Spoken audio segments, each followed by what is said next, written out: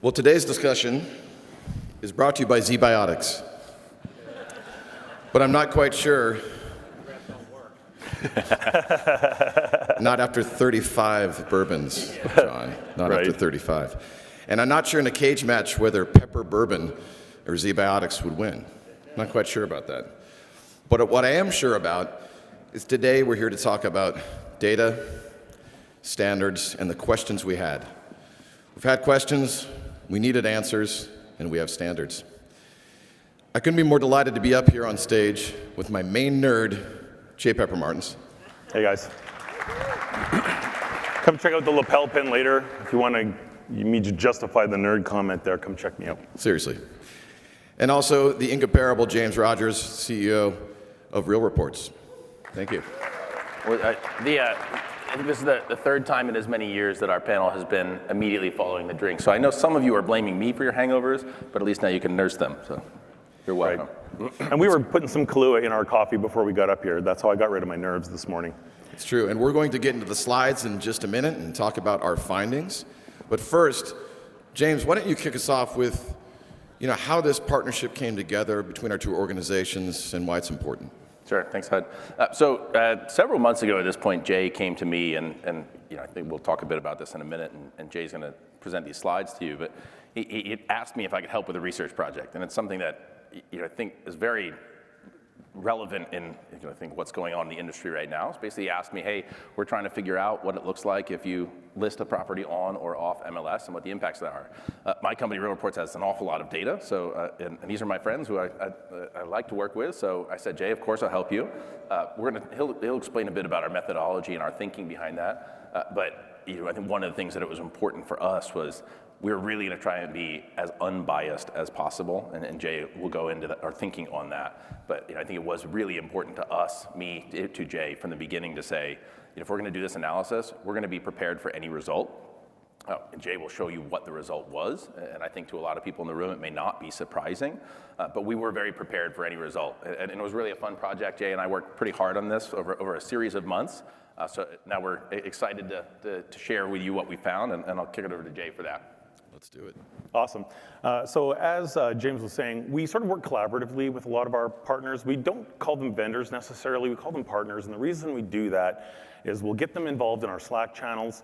We're conversational, so when Hud and I are talking to our internal leadership at the MLS and Association in San Francisco about everyone's talking nationally about on or off the MLS, we can turn to our partners and say conversationally, hey, would you like to do a really cool research project with us? It's going to be fun. We're not sure what we're going to discover, but we're going to really try to commit to figuring out the truth and then going public with it no matter what it says. And so that was sort of our, formed the basis of what we wanted to get done. So the question that we kept hearing people say was, are listings being pushed off the MLS? And is there a reason why, or more importantly, does it change what the value is if you market your home publicly or if you don't market your home publicly? And so we wanted to look at the effect that might be happening with private.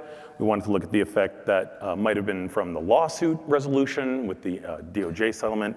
And of course, we wanted to know if this idea of control over the relationship with your client had somehow superseded the importance of having a free and open and public market. So what was at stake? We were worried that transparency was maybe at risk of being lost. We thought that the sale price potential, the time to market and the time on the market, these things were being distorted potentially, which then skews comps. It skews all kinds of other appraisal accuracy. And then of course, if the MLS can no longer be viewed as the platform where all the data is, well then why would anyone trust it? Why would the agents want to put the data there at all? And why would consumers expect their agents to do so? And the part about comps, I think, is really easy to overlook. Even if you take the argument that listing something privately is really critical, at some point that home does have to be put in the pool of other homes, and it is going to be comped. And a home that has been marketed and a home that hasn't been marketed, as you're going to soon see, will actually change the value, which then affects the comps.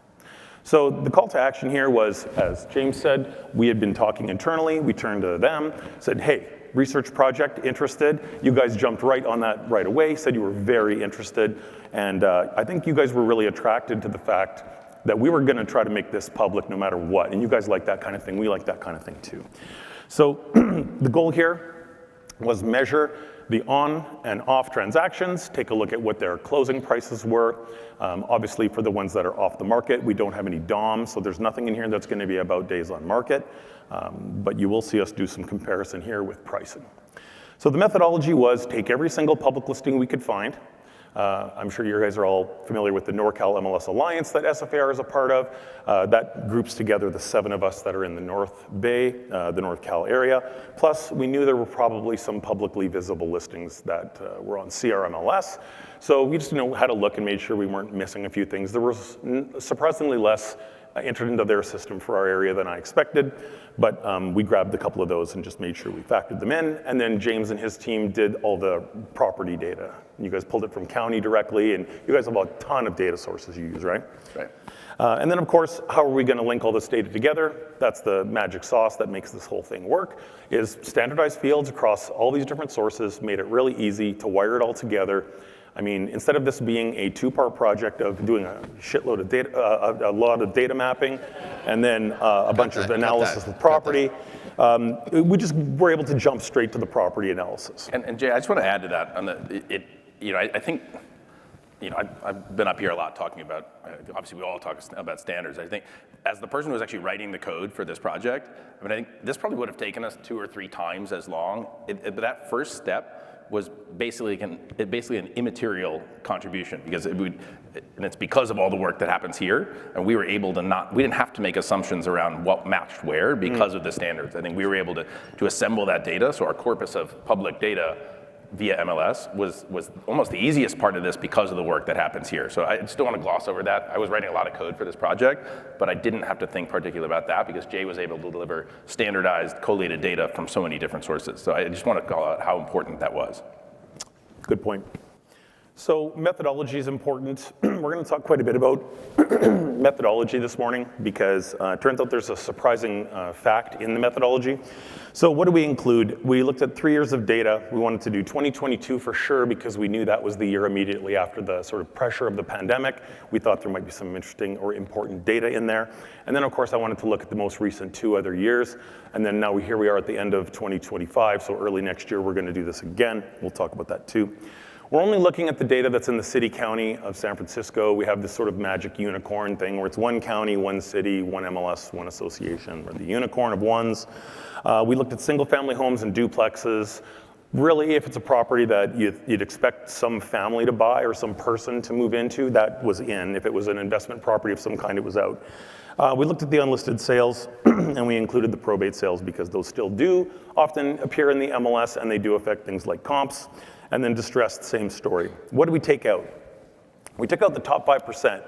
If you want to see something interesting, go look at 3450 Washington Street, I think it is in San Francisco. That property is a single family residence that sold for $39 million.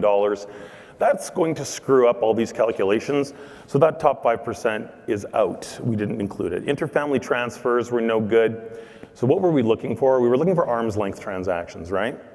And by looking at the data, we were able to pretty clearly see, hey, this LLC name and the other LLC name are the same with a letter change or a new comma and another name. That's probably not something we're going to expect to see listed, that sort of thing.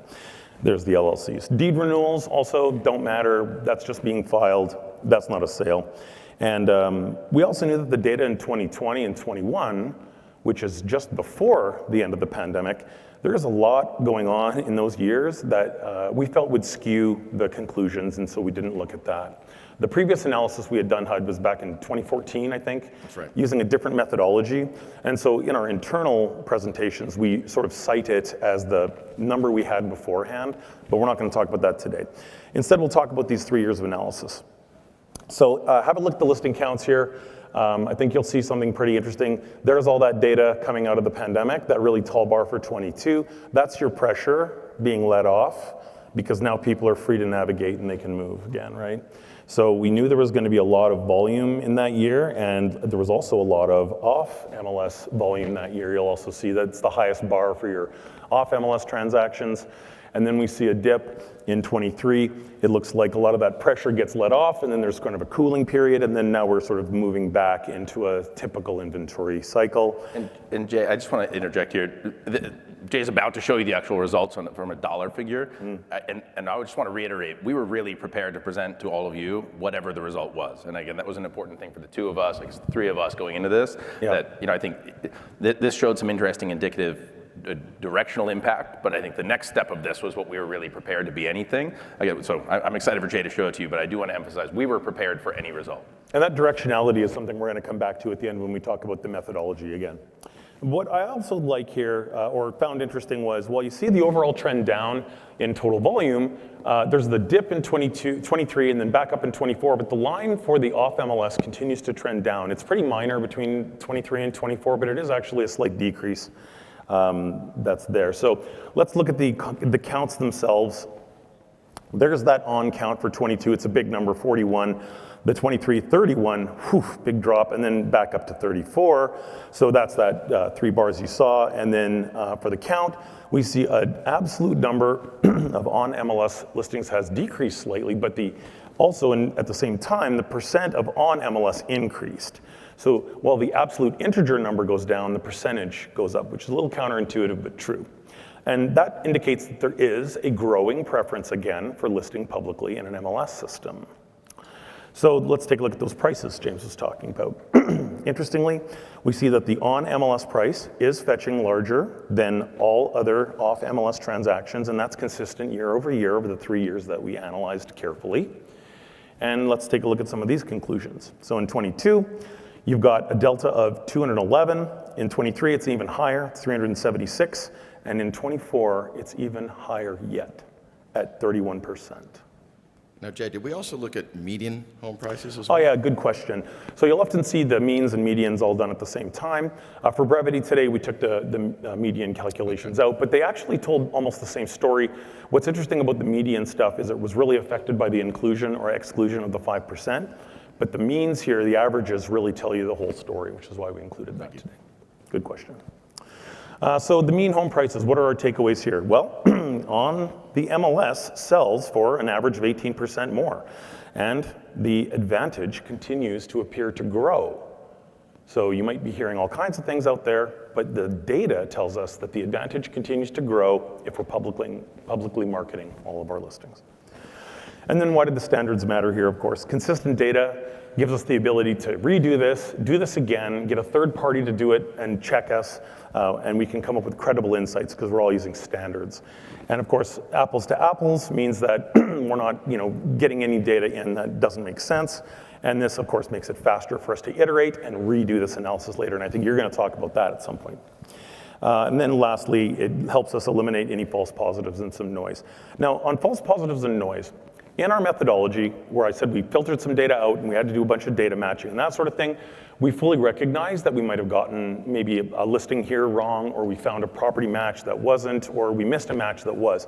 But what we do know is that if we continue to use a good, solid, reliable methodology that we've established and use it over time, that we're going to be able to take advantage of looking at the numbers, the lines that were in our graph back here, and we're going to look at where it is going directionally.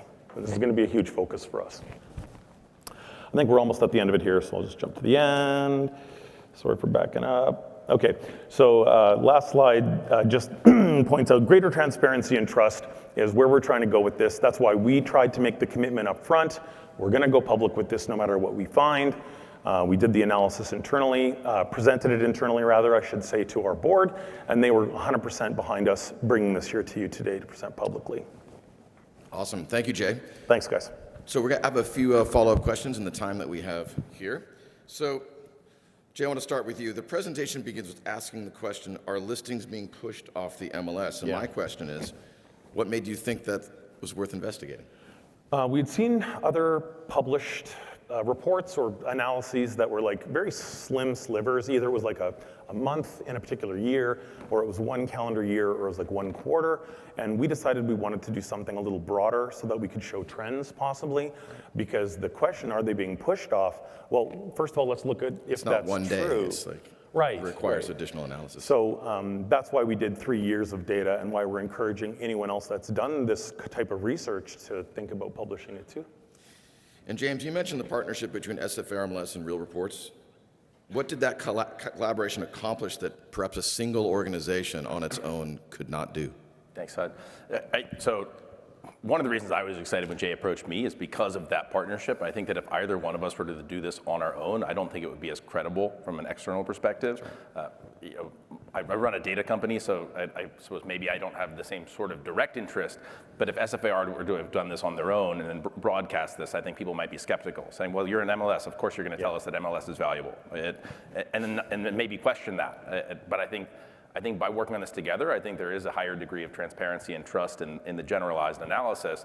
But at the same time, I think that by working with Jay brings so much institutional knowledge around what matters to the MLS, what should be included, what shouldn't. This is true. And then combining that with my own ability to actually implement that from a code perspective, and then joining that with the data that my company provides, I think we're able to bring a really unique, but again, I think reasonably unbiased and high degree of confidence approach. It's sort of a peer review within a study, and I think the same could have been true if you published your data on your own as well. It's just RealReports. And just another thing I'll add to that is there's a couple of other companies out there that heard we were doing this and are getting ready to publish their own reports that they would have done with their own methodologies, that they were just saying, hey, can we use San Francisco as the model? And I'm like, well, we're going to publish our data, so if you're going to publish yours, go ahead. And I'm sure you'll hear about that sometime over the next coming months. But I hope their data validates ours. Actually, I don't know. So we're going to find out if other studies that are done in our market reflect the same conclusions. So back to the partnership, because I think that's a big part of this conversation here. Can you tell us, Jay, about the partnership with RealReports and others and how it differs from sort of traditional partnerships? I know the answer to this question.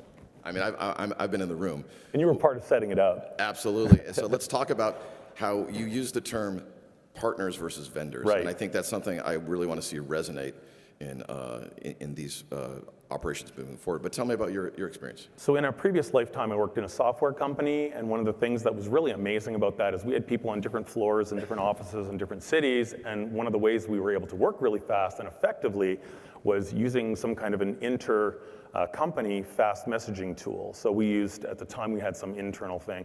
But with us here at SFAR, now we're using Slack, and we're inviting them to our Slack channel, and then we're also bringing partners together who we've worked with closely, and then they can collaborate. In fact, I think you guys have some collaborations going on right now. I'm not sure if it's a result of working through SF or not, but it's from working really closely and conversationally that we can bounce ideas off of each other and sort of see where things are going. This is different than road mapping together. Or email. Or email. Slack allows you to do that. Yeah, we're just moving at a sort of a faster pace, and we think as an MLS, we're sort of forced now to move faster or evolve or die. Well, I'd also add. I just want to add a point to that. I mean, I think this is the kind of partnership where I think both parties benefit meaningfully. But I think my company is able to build better product by listening to my partners, and I think you could see the results of research where this came out of the partnership. I think I very much view this, and I've said this on stage in this room before, that we're all stronger together, and I think this is a clear example of that. And you taught us a bunch of stuff too, like it's bidirectional, So maybe we're telling you about MLS industry specifics, but you're showing us stuff about the county data that we just didn't know. And it actually prompted Hud and I to actually go talk to our assessor in San Francisco County. That's right, we're building a relationship there. Yeah, and now we're building that relationship based on insights that we got from these guys. All right, we're going to wrap this up soon here. Right. Jay, so what were you worried about if the analysis was wrong, if it turns out to be wrong over time? What's the plan? Well, that I was going to have to eat my own dog food and still go public with it and have bad news. I was really concerned. But I mean, the data shows what the data shows, and here we are today. We get to say and talk about that and our discoveries. And now we're committed to doing this analysis more frequently. We've got 3 years. The directionality that James was talking about is going to let us track that line over time. And as long as we don't change our methodology much, then we'll be able to know that the results are consistent. Maybe the line is a little high or a little low, that could be true, but we'll know the direction is correct. And we can react to that. And we can react to that. So we'll start maybe with doing it annually. We're gonna do 2025 in January, and then we're gonna work with these guys to maybe figure it out. You were thinking what, maybe twice a year? How fast could you do this?